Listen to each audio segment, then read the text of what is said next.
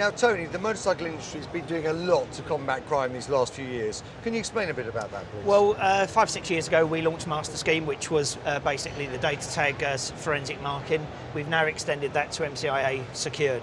MCIA Secured is a security, sort of a layered security rating initiative, which, working with the manufacturers, we're recognising what security is fitted as standard.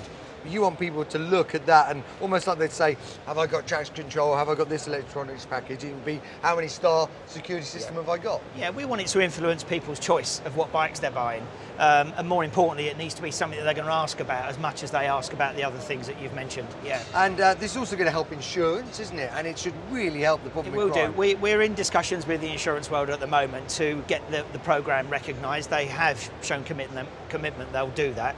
But at the moment, we want to encourage manufacturers up this ladder to make sure they're offering the customer everything that's possible. Brilliant. Well, thank you so much.